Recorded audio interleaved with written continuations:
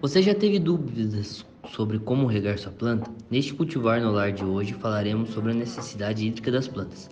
A água é um componente importante para todos os seres vivos.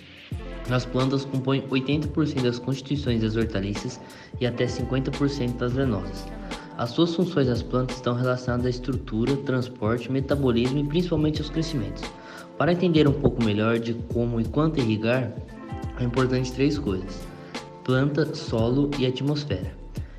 Primeiramente falaremos sobre as plantas.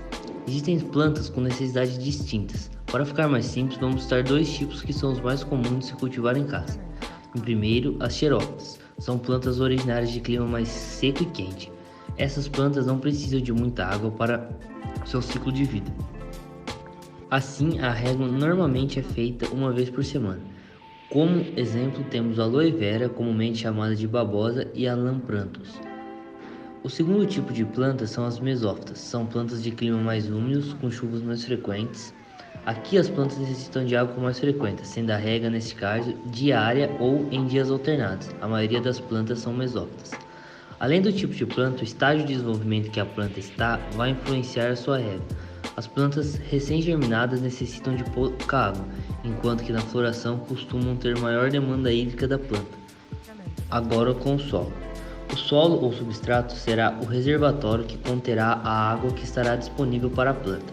Os solos são distintos quanto à sua capacidade de reter água, havendo algum com maior capacidade e outros com menos, sendo mais aprofundado em um próximo Cultivar no Lar. É importante salientar que a aplicação da água deve ocorrer no solo para evitar possíveis doenças nas folhas das plantas e também deve ser de maneira mais suave, para que não haja danos ao solo. A aplicação deve ser de maneira lenta, preferindo-se um regador que fracione o fluxo de água em menores para que o impacto das gotas não cause a compactação do solo e o fluxo não leve o solo e nutrientes junto. Além disso, a aplicação mais lenta favorece mais água retida no solo e menos perda por escorrimento. Por último, e não menos importante, a atmosfera. A necessidade de reposição de água na planta está ligada à sua transpiração, que ocorre principalmente por meio dos estômagos. Essas estruturas existem para que as plantas consigam absorver o gás carbônico da atmosfera, que participa da fotossíntese. Sabendo disso, é importante regar a planta em horários em que os estômatos não estejam abertos, para maximizar o período que os estômatos ficam abertos, sendo esses pela manhã e no final da tarde. As condições atmosféricas irão influenciar na necessidade hídrica da planta, havendo épocas em que as condições favorecem a evaporação da água, que consequentemente a planta necessitará de mais água, pois irá transpirar mais. Além da água presente na planta, a que está no solo também irá evaporar sob as mesmas condições. Esse conjunto denominamos evapotranspiração, que configura as transpirações das plantas e a evaporação da água no solo. Assim, as estações do ano, como são mais ou menos definidas, poderão ser um parâmetro para determinar a demanda hídrica. As estações mais secas e quentes irão demandar maior frequência de rega, enquanto que as mais frias e úmidas dispensarão regas frequentes. Para ficar um pouco mais exemplificado, temos agora a quantificação. Assim, com esses três elementos em mente, temos a noção de quando regar, como regar e uma noção de quanto regar. A quantidade é muito complicada, pois as plantas são específicas e variam em relação a quanto necessitam. No entanto, existem algumas generalizações que podem ser feitas para facilitar os cuidados das plantas.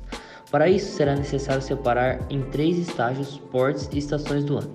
Normalmente são cultivadas plantas herbáceas e arbustos semileosos, que apresentam três portes. O pequeno porte é o pequeno, que cobre cerca de 20% do solo.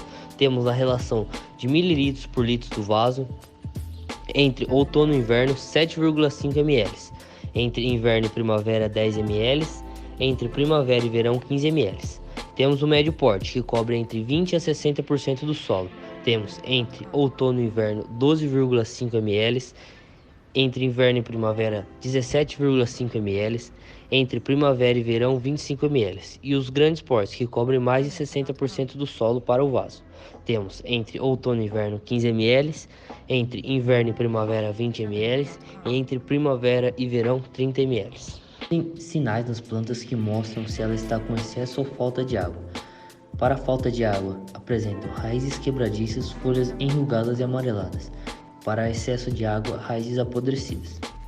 Agora, algumas recomendações para regar suas plantas. Deixe as plantas em ambientes visíveis, dessa maneira você não esquecerá de regá-las. Tente utilizar vasos auto-irrigáveis, que trabalham com o movimento ascendente que a água possui nos solos, denominado de capilaridade. Os vasos apresentam uma partição com água que disponibiliza o acesso a esse movimento hídrico, umedecendo o solo e, consequentemente, a sua planta. Coloque recipientes de coleta abaixo dos vasos suspensos. Esse método permite aproveitar o excesso de água aplicado na própria planta, realizando um uso mais racional da água. Adicione uma cobertura no solo do vaso em que está cultivando sua planta. Podem ser folhas secas, pedras ou até pedaços de madeiras. De preferência algo vegetal, pois irá decompor e melhorar as características físico-químicas do solo. A adição de cobertura poderá reduzir a frequência de regas, porque reduzirá a taxa de evaporação da água no solo. Esse foi o Cultivar no Lar de hoje. Espero que tenham gostado e até uma próxima.